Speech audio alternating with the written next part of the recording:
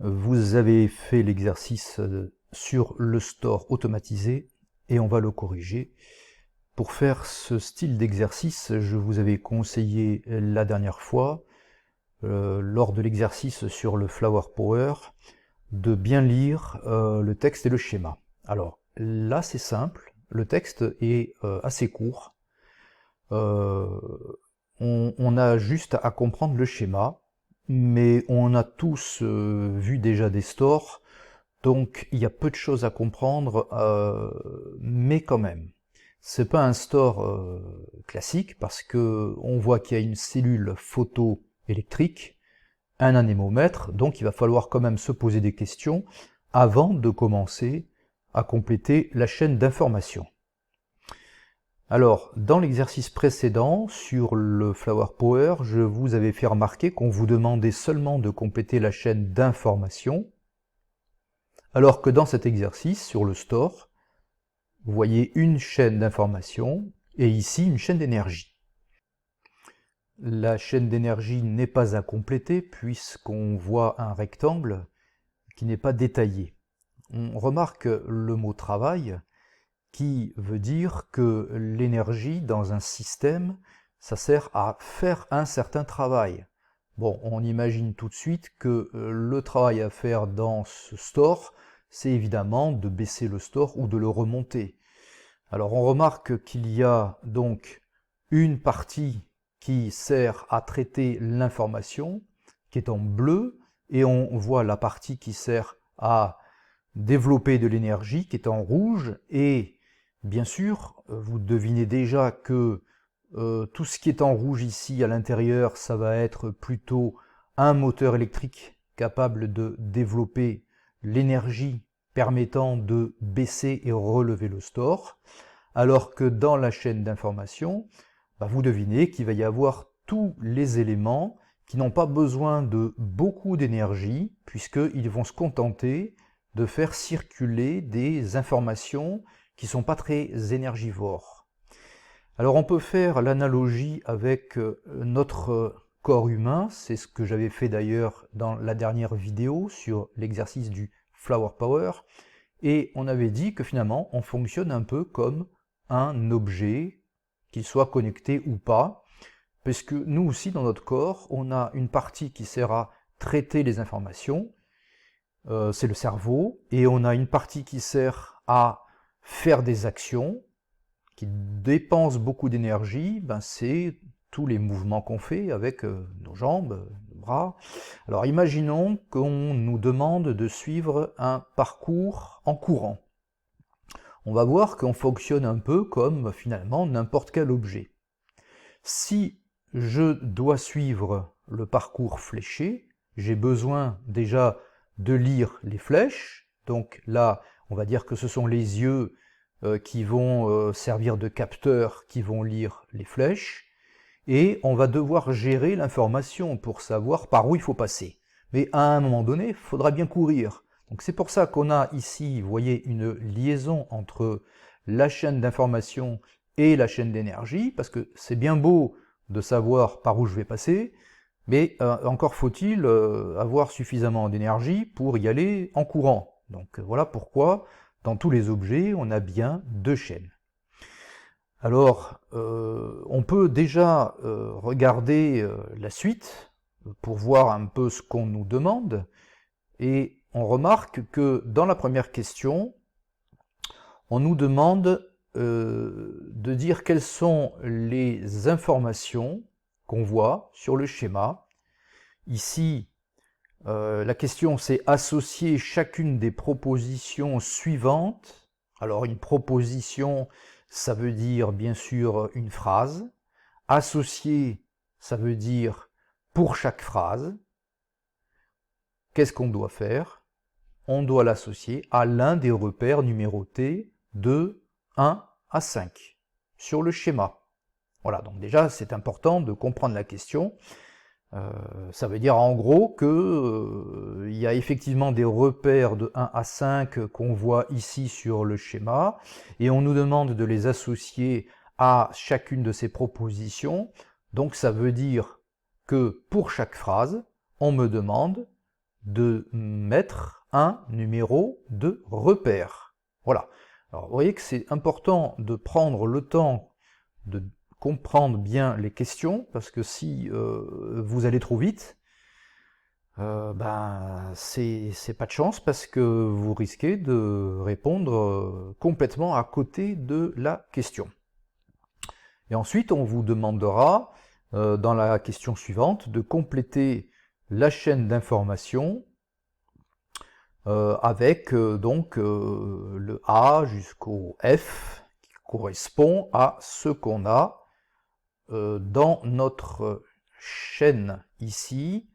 On a le A effectivement, B jusqu'au F. Donc il faudra compléter tout ça.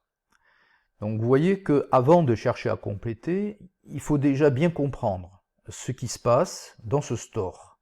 Voilà, c'est pour ça que je prends le temps d'expliquer qu'il y a une partie qui sert à gérer l'information et une partie qui sert à faire une action, c'est la chaîne d'énergie. Alors ici, il faudrait déjà, je ne sais pas si tout le monde sait ce que c'est qu'une cellule photoélectrique, un anémomètre, mais évidemment, il faut déjà se poser des questions là, sur le sens de ces mots, parce qu'on ne peut pas faire l'exercice si déjà il y a un problème de vocabulaire. Donc, première chose à faire, c'est, on commence par en haut, avec un peu de méthode, la cellule photoélectrique. Alors, même si on ne sait pas du tout ce que c'est, cellule, photo, ça fait penser à de la photo, donc à de l'image, donc à de la lumière électrique. Ça veut dire que on va, grâce à cette cellule, transformer une lumière en signal électrique. Donc ça veut dire que ce composant, qui est en réalité un capteur, il va capter donc de la lumière et il va transformer cette lumière en signal électrique. Bon, vous voyez que on peut deviner les choses si on lit de manière assez méthodique. Là, c'est pas de chance parce que dans le texte, ils l'ont pas expliqué. On aurait pu tomber sur un texte où on expliquait d'abord ce que c'est qu'une cellule photoélectrique. Mais là, vous voyez que il suffit d'analyser les mots, et si on a un peu de bon sens, on comprend quand même. Un anémomètre. Alors là, tout le monde ne sait pas ce que c'est qu'un anémomètre, mais déjà, quand vous voyez le mot mètre à la fin d'un mot, vous avez peut-être remarqué que déjà ça veut dire que ça mesure quelque chose. Bon. Donc, ça mesure quoi? Si vous regardez la position de l'anémomètre, et si vous regardez sa forme, peut-être que vous reconnaissez avoir déjà vu ce style d'appareil sur les toits de certaines maisons. Alors ça mesure la vitesse du vent. Ensuite, on a un boîtier électronique qui est ici. Et là, on voit qu'on a zoomé sur cette partie-là. On voit un bouton de commande et un voyant. Sur ce bouton de commande, on distingue un triangle, donc une flèche qui va vers le haut. On peut deviner que ce bouton va servir à relever le store. Vous voyez que ce n'est pas expliqué dans le texte. On vous demande, et ça sera comme ça le jour du brevet, parce que vous aurez un système, évidemment qui ne sera pas un store automatisé, on ne sait pas ce que c'est, mais ce qu'on sait, c'est qu'il faut commencer à lire le dessin, le texte, s'il y en a un, là il n'y en a pas, il faut commencer à comprendre le rôle de chaque objet. Donc là, je prends le temps de me demander pourquoi il y a ce triangle, et là, pourquoi il descend. Pourquoi il y a un voyant, je peux me poser des questions aussi, à quoi ça pourrait servir. Donc vous voyez que je ne cherche pas à répondre aux questions, je cherche seulement maintenant à comprendre ce qu'on me montre. Voilà, parce que je ne peux pas répondre à des questions si déjà je ne sais pas de quoi on parle. Voilà, donc ça c'est le gros défaut qu'on a souvent, c'est que on se jette sur la question et on essaye de répondre un petit peu n'importe quoi en se disant, espérons que le correcteur soit indulgent. Mais non, ça marche pas comme ça, il faut bien d'abord bien comprendre le rôle de chaque composant. Ici, on voit qu'on va devoir mettre des verbes, parce que vous savez que dans une chaîne d'information, on met des verbes. Donc, on va apparemment nous demander quel est le verbe ici, en A, en B, voilà. Donc, on commence à comprendre comment ça va fonctionner. Puis après, on regarde les flèches. On voit qu'il y a des flèches qui rentrent dans la chaîne d'information, et on voit qu'il y a des flèches qui sortent de la chaîne d'information. Et on en voit aussi deux entre la chaîne d'information et la chaîne d'énergie. D'abord, on voit qu'il y a cette flèche en bleu qui va vers la chaîne d'énergie. Et ensuite, on voit la flèche verte qui va, elle, vers la chaîne d'information qui rentre par ici.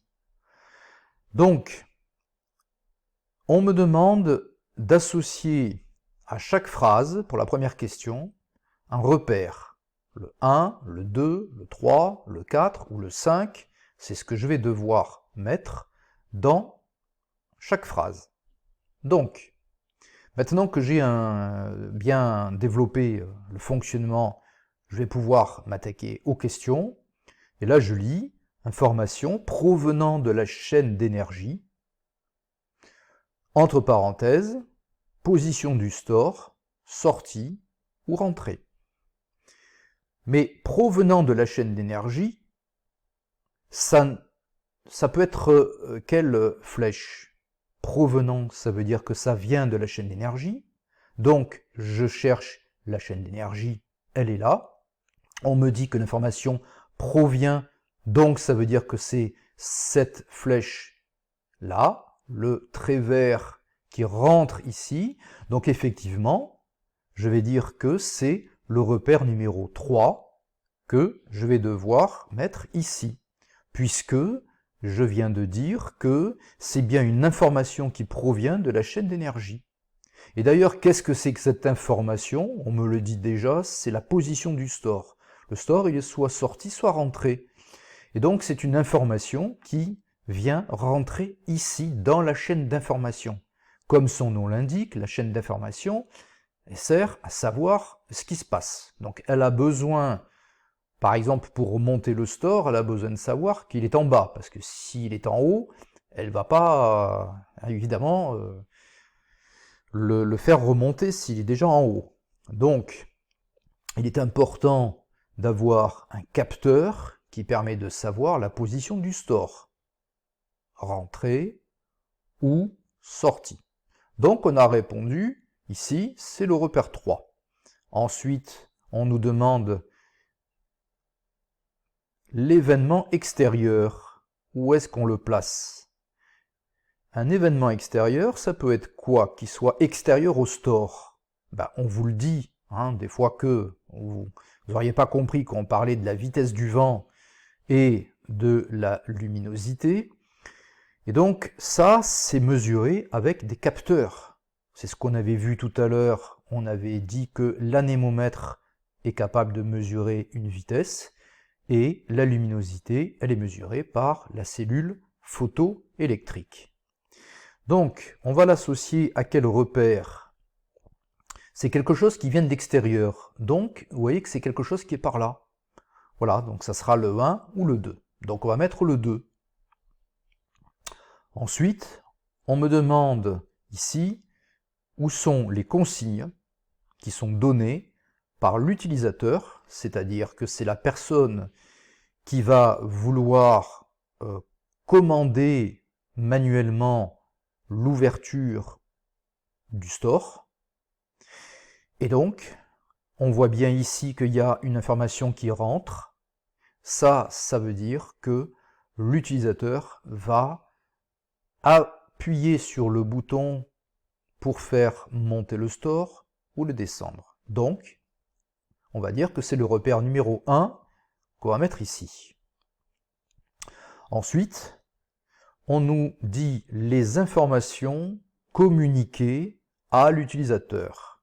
C'est-à-dire, qu'est-ce qu'on va communiquer, c'est-à-dire dire à l'utilisateur, et comment on va le dire, c'est marqué, on va lui dire quelque chose grâce à un signal lumineux. Effectivement, on avait vu tout à l'heure que le boîtier permettait non seulement d'appuyer sur les boutons pour monter et descendre le store, mais en plus, il y avait un voyant lumineux.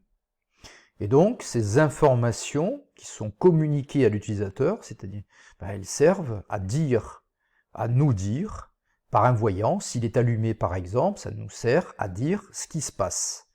Donc, c'est le repère numéro 5, puisqu'on voit que ça sort de la chaîne d'information pour aller vers l'utilisateur. C'est-à-dire que là, en fait, ça sera le voyant qui va servir à remplir cette fonction. Et enfin, on nous parle des ordres de rentrer ou de sortir le store. Donc ces ordres, de toute façon, c'est ce qui reste, c'est le repère 1, c'est le seul repère qui reste. Et donc, le repère 4 plutôt, le repère 4 qu'on voit ici, qui vient de la chaîne d'information pour rentrer dans la chaîne d'énergie, puisque ce sont des ordres de rentrer ou de sortir le store. Tout à l'heure, je vous avais dit que dans la chaîne d'énergie de ce store, il y avait probablement un moteur qui sert à faire une action, c'est un peu comme nos jambes qui servent à courir, c'est ce qui fait l'action.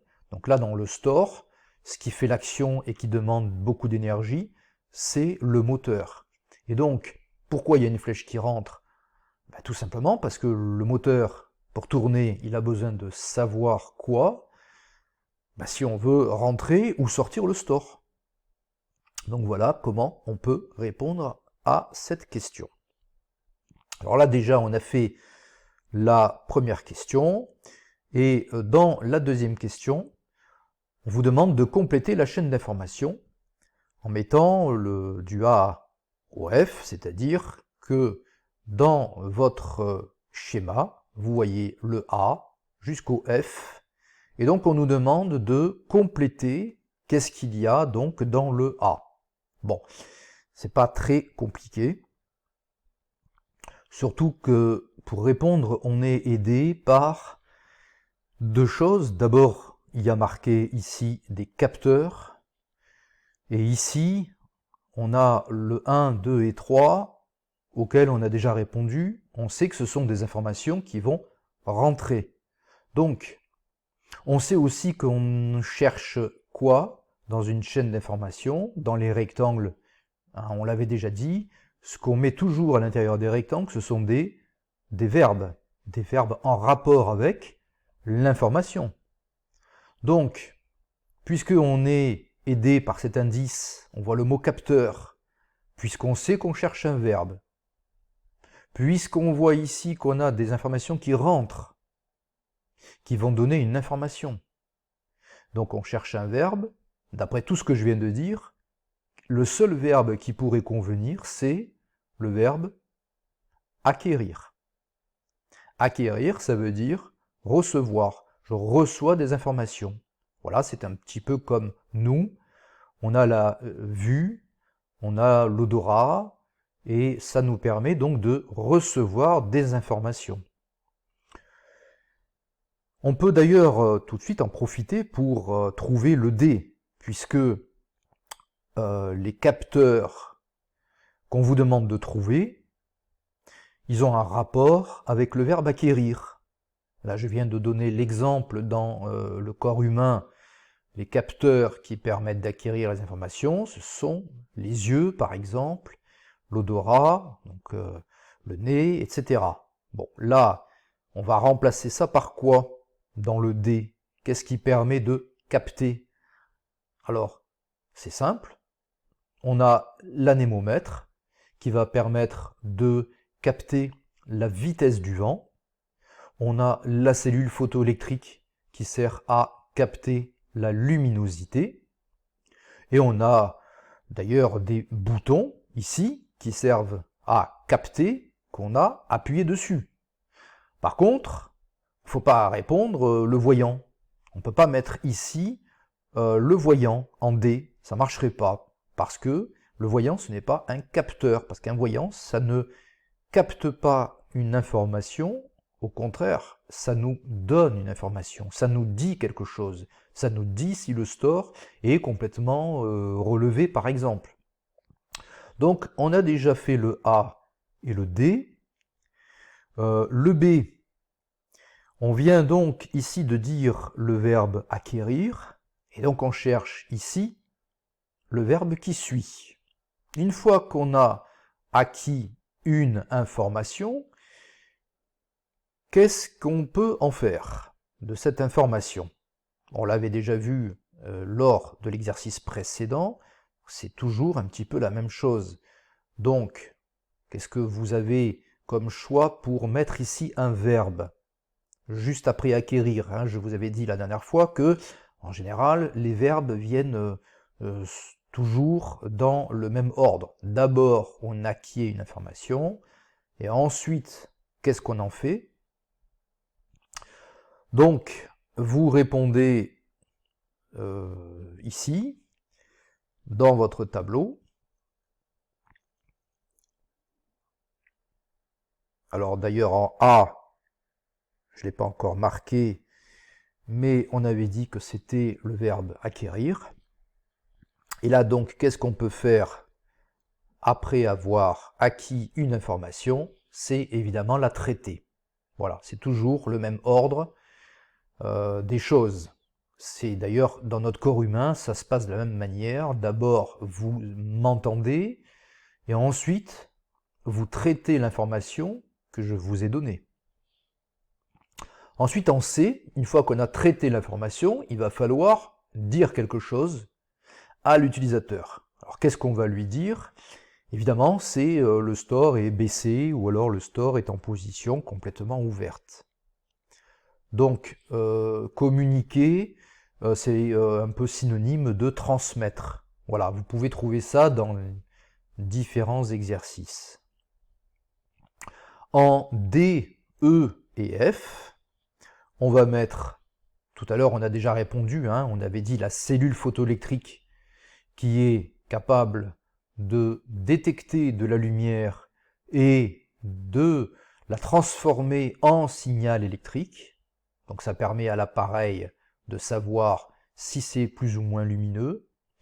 Qu'est-ce qu'on a comme autre capteur? On avait dit tout à l'heure qu'on avait l'anémomètre. Et on a aussi les boutons qui permettent de savoir ce que veut l'utilisateur. Est-ce qu'il appuie sur le bouton flèche haute pour monter le store ou le descendre? Pour le E, c'est le boîtier électronique, parce que vous voyez que le E se situe ici, au niveau de traité. Or, on avait déjà dit la dernière fois que dans tous les systèmes électroniques, le composant qui sert à traiter l'information, ça s'appelle toujours soit un circuit intégré ou un microprocesseur.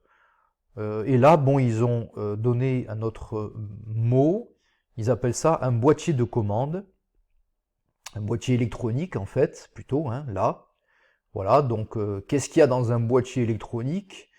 Il y a évidemment des composants électroniques, ça peut être des résistances, des piles, des condensateurs, des fils électriques bien sûr, un circuit intégré, une puce, une mémoire, etc. Donc tout ça, ce sont des composants qu'on trouve habituellement dans un boîtier électronique. Et il nous reste le F.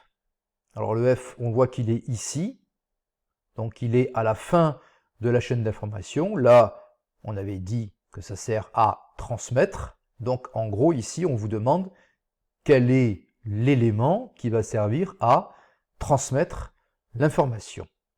Et donc, on va évidemment répondre quand F, c'est le voyant qui va servir à transmettre l'information. Alors le voyant, il est soudé sur des câbles électriques.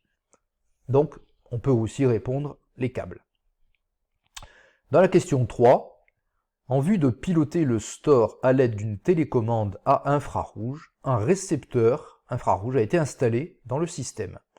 Et on nous demande à quel bloc fonctionnel il se rapporterait. Autrement dit, bloc fonctionnel, vous voyez qu'on comprend qu'il y a le mot fonction. Fonction, on se rappelle que ça veut dire à quoi ça sert.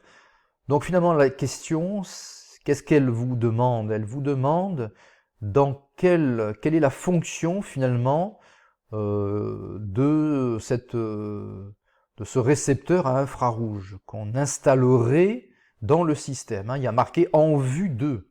En vue de, c'est-à-dire on a l'intention de piloter le store avec une télécommande, alors que là dans le schéma on a vu qu'il n'y avait pas de télécommande, il y avait juste un boîtier avec un bouton pour monter ou descendre. Mais là on vous dit qu'on a l'intention de piloter le store en plus avec une télécommande à infrarouge, et donc ça veut dire qu'il faut un récepteur infrarouge. C'est un peu comme dans votre télé, pour commander votre télé, vous avez aussi un émetteur, c'est votre télécommande, et vous avez un récepteur, c'est celui qui reçoit. Donc celui qui reçoit dans votre télé, il est où? En général, en fait, il est intégré dans l'écran, donc bon, on ne le voit pas forcément. C'est quelque chose qui va détecter que vous avez dirigé votre télécommande vers le récepteur à infrarouge. Et là, la question, il faut bien la comprendre, sinon vous répondez à côté, parce que là, vous voyez que c'est une question ouverte, c'est pas un QCM. Alors, quand c'est un QCM, c'est facile, parce que on comprend déjà mieux la question. Mais là c'est très facile d'être complètement hors sujet, puisque vous avez une question qui est ouverte, c'est-à-dire vous n'avez pas d'élément de réponse, donc là, il faut vraiment la comprendre, sinon votre phrase ne voudra rien dire. Donc, il faut être sûr de ne pas se tromper, donc il faut bien la relire, bien comprendre qu'est-ce qu'on nous demande. On nous demande à quel bloc fonctionnel. Donc déjà, on sait qu'on doit répondre par une fonction. Donc, vous vous rappelez ce que ça veut dire une fonction? C'est un verbe. Les verbes, par exemple, acquérir, traiter, communiquer, ça, ce sont des fonctions. Et donc, la question, ça revient à dire un récepteur infrarouge, vous l'associez à quelle fonction, auquel de ces verbes. Donc voilà. Donc là, vous voyez que ça devient toujours plus facile une fois qu'on a bien compris la question. Et donc là, on comprend que c'est évidemment le premier verbe acquérir, puisque je vous ai expliqué ce qui se passe dans une télé. Vous avez le récepteur qui va détecter votre rayon de la télécommande. Donc, il va acquérir, c'est-à-dire il va recevoir l'information venant de votre télécommande. Donc voilà pour cet exercice. Alors, vous voyez que c'est toujours un peu la même chose dans ces exercices. Quand on vous demande de compléter une chaîne d'informations, il faut toujours comprendre qu'à l'intérieur des rectangles, vous mettez des verbes, et à l'extérieur de ces rectangles, vous mettez les composants électroniques qui permettent de faire ces verbes-là. Donc voilà pour cet exercice. Et pour l'exercice suivant, le 20, c'est un peu la même chose. Vous avez un système et aussi une chaîne à compléter.